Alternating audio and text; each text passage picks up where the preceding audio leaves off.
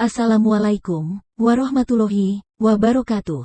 Sahabat Muslim, sebagai manusia biasa, kita tidak luput dari salah dan dosa, baik yang sengaja maupun yang tidak disengaja.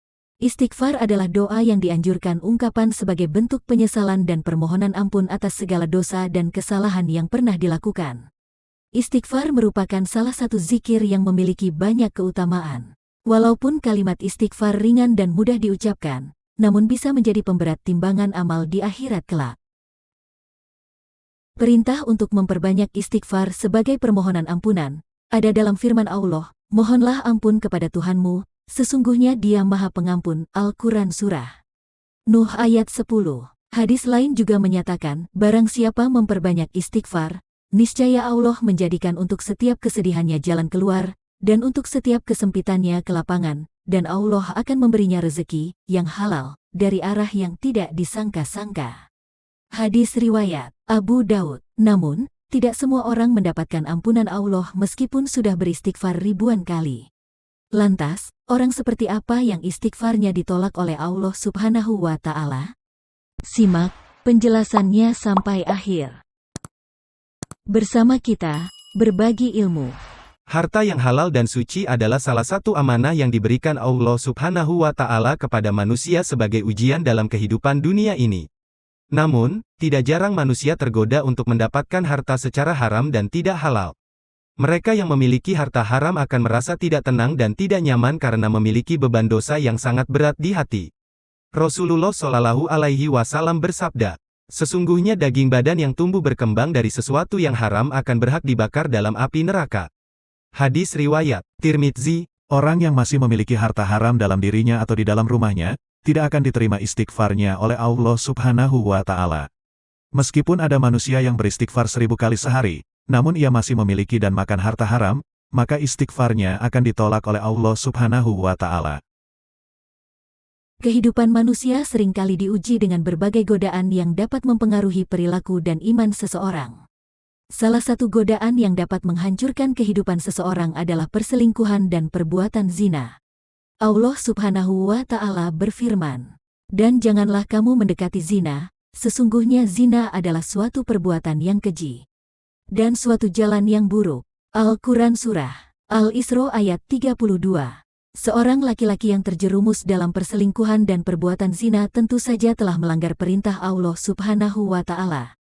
Zina adalah salah satu dosa besar yang harus dihindari oleh setiap muslim karena dapat menghancurkan martabat dan harga diri seseorang, serta mengancam kebahagiaan dan keberkahan dalam kehidupan. Kita harus menyadari bahwa perselingkuhan dan perbuatan zina adalah tindakan yang merusak hubungan yang sudah dibangun dengan pasangan dan keluarga.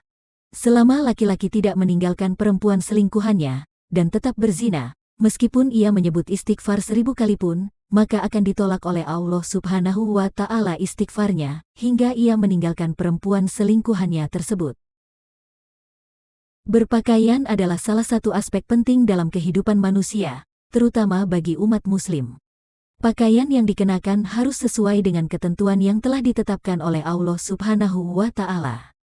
Namun, sayangnya, saat ini banyak orang yang tidak memperhatikan hal tersebut dan cenderung berpakaian tidak sesuai ketetapan Allah. Selama seseorang masih berpakaian tidak sesuai ketetapan Allah, maka istighfarnya tidak akan diterima karena di tubuhnya banyak melanggar hukum Allah. Allah Subhanahu wa Ta'ala telah menetapkan ketentuan berpakaian yang jelas bagi umat muslim. Pakaian yang dikenakan harus menutup aurat dan tidak memperlihatkan bagian tubuh yang seharusnya ditutupi. Aurat bagi laki-laki adalah dari pusar hingga lutut, sedangkan bagi perempuan adalah seluruh tubuh kecuali wajah dan kedua telapak tangan. Anjuran berpakaian tersebut tercantum dalam Al-Quran Surah Al-A'raf ayat 26, "Wahai anak cucu Adam, sesungguhnya kami telah menyediakan pakaian untuk menutupi auratmu dan untuk perhiasan bagimu. Tetapi pakaian takwa, itulah yang lebih baik." Demikianlah sebagian tanda-tanda kekuasaan Allah, mudah-mudahan mereka ingat. Namun, saat ini banyak orang yang tidak memperhatikan ketentuan tersebut dan cenderung mengenakan pakaian yang terlalu ketat, terbuka, atau bahkan terlalu pendek.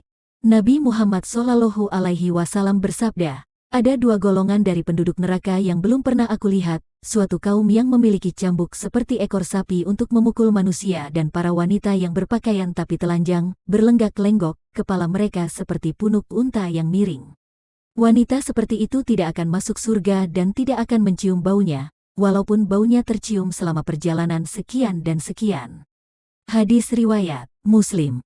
Kita juga harus menghindari berpakaian dengan tujuan untuk menarik perhatian orang lain atau untuk memperlihatkan kekayaan atau status sosial.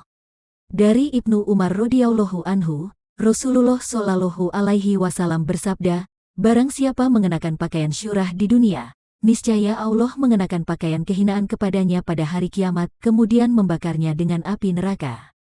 Hadis riwayat Abu Dawud dan Ibnu Majah. Semoga kita selalu dapat memperhatikan ketentuan berpakaian yang telah ditetapkan oleh Allah dan menjadi umat muslim yang dapat menjaga kesucian dan kehormatan diri. Wallahu a'lam bishawab. Wassalamualaikum warahmatullahi wabarakatuh.